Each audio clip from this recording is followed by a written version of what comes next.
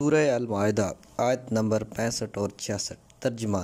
اور اگر اہل کتاب ایمان لائے اور انہوں نے تقوی اختیار کیا تو ہم ان کے گناہ بخش دیں گے اور انہیں نعمات سے معمور باغات بہشت میں داخل کر دیں گے۔ اور اگر وہ تورات، انجیل اور جو کچھ ان پر اور ان کے پروردگار کی طرف سے قرآن کی صورت میں نازل ہوا ہے اسے قائم رکھیں تو آسمان و زمین سے رزق کھائیں گے۔ ان میں سے کچھ لوگ میانہ روا ہیں لیکن ان میں سے اکثر برے اعمال انجام دیتے ہیں۔ تفسیر۔ گزشتہ آیت میں اہل کتاب کے طور و طریقوں اور طرز عمل پر تنقید کی گئی ہے۔ اب ان دو آیات میں تربیتی اصول کے مطابق خدا تعالیٰ اہل کتاب میں سے مخرفین کو راہ راست پر لانے، انہیں حقیقی راستے کی نشاندہی کرنے اور ان میں سے اقلیت جوان کے غلط افعال میں ہم قدم نہ تھی کی تعریف کرنے کے لیے کہتا ہے۔ اگر اہل کتاب ایمان لے آئیں اور تقوی اختیار کر لیں تو ہم ان کے گزشتہ گناہوں پر پردہ ڈال دیں گے اور ان سے صرف نظر کر لیں گے۔ نہ صرف ان کے گناہ بخش دیں گے بلکہ انہیں طرح طرح کی نعمتوں سے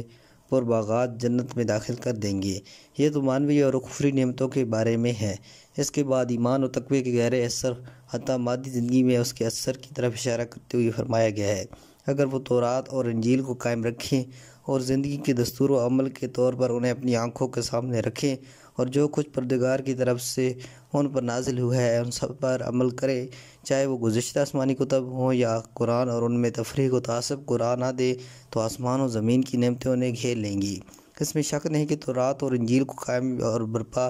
رکھنے سے مراد ان کا وہ حقیقی حصہ ہے جو اس زمانے میں ان کے پاس موجود تھا، نہ کہ اس تعریف شدہ حصے جو کم و بیش قرائن سے پہچانے جاتے تھے۔ اور ما انزلنا الیہم من ربہم سے مراد تمام آسمانی کتب اور خدائی احکام ہیں، کیونکہ یہ جملہ متعلقہ ہے اور در حقیقت اس طرف اشارہ ہے کہ قومی تعصبات کو دینی اور الہی مسائل کے ساتھ نہیں ملانا چاہیے۔ یہاں عربوں اور یہودیوں کی آسمانی کتب کی بات نہیں ہے، اصل بات تو خدائی احکام کی ہے۔ یہ کہہ کر قرآن چاہتا ہے کہ جس قدر ہو سکے اس کے تعصب کو کم کیا جائے اور ان کے قلب و ربا کی گہرائیوں میں بات اثر کر سکے، اس لیے تمام ضمیریں انہی کی طرف لوٹتی ہیں۔ یہ سب کچھ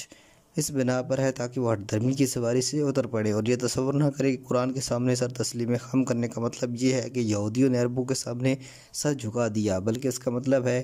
تو خدائے عظیم کے سامنے سر جھکانا ہے۔ اس میں شک نہیں کہ تورات و انجیل کے احکام کو قائم کرنے سے مراد ان کے اصول پر عمل کرنا ہے، کیونکہ جسے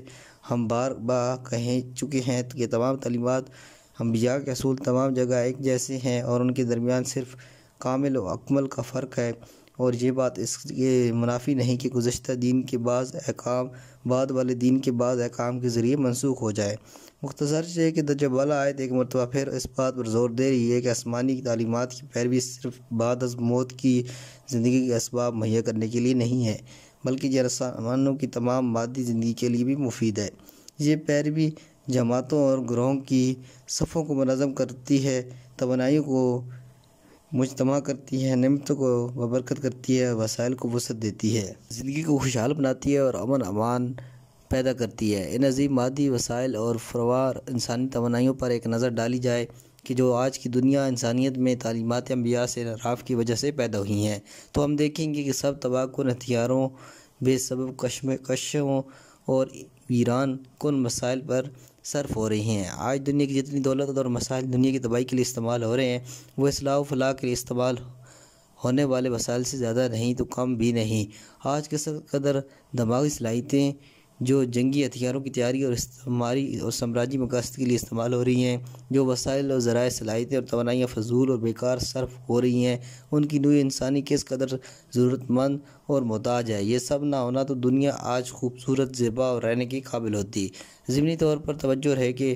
من فوقہم و من تحت ارجلہم سے مراد یہ ہے کہ آسمان و زمین کی تمام نعمتیں انہیں گھیر لیں گی۔ یہ احتمال بھی ہے کہ یہ اس بات کے لیے کنایہ ہو کہ یہ نعمات عمومیت رکھتی ہیں، جیسا کہ عربی اور غیر عربی اداب میں کہا جاتا ہے کہ فلاں شخص سربتا نعمتوں میں ڈوبا ہوا ہے، یعنی ہر طرف سے نعمتیں اسے گھیری ہوئی ہیں۔ یہ آیت یہودیوں کی اس گفتگو کا جواب بھی ہے جو گزشتہ آیت میں ہم پڑھ چکے ہیں، یعنی اگر تم دیکھتے ہو کہ خدا کی نعمتیں تم سے منقطع ہو چکی ہیں تو اس کی وجہ یہ نہیں کہ ذات مقدس خدا میں بخل آ گیا ہے اور اس کا ہاتھ بندھا ہوا ہے، بلکہ یہ تو تمہارے اعمال میں ہی ہے جو تمہاری مادی اور معنوی زندگی میں منعکس ہوئی ہیں، اور تمہارے اعمال ہی نے تمہاری ہر طرح کی زندگی کو تاریک کر دی ہے، اور جب تک تم نہیں پلٹو گے یہ تاریکیاں بھی نہیں پلٹیں گی۔ آیت کے آخر میں ان میں سے ایک نیک اقلیت کی طرف اشارہ کرتے ہوئے کہا گیا ہے، اگرچہ ان میں سے زیادہ تر تو بدکار ہی ہیں، لیکن پھر بھی کچھ میانہ رو اور متعدل افراد ان میں موجود ہیں جن کا معاملہ خدا کے نزدیک اور مخلوق کے خدا کے نزدیک دوسروں سے مختلف ہے۔ اہل کتاب میں سے نیک اور صالح اقلیت کے بارے میں سورہ اعراف آیہ نمبر 159 اور 181 اور سورہ آل عمران آیت نمبر 75 میں بھی ایسی تعبیر دکھائی دیتی ہے۔ والسلام علیکم ورحمۃ اللہ۔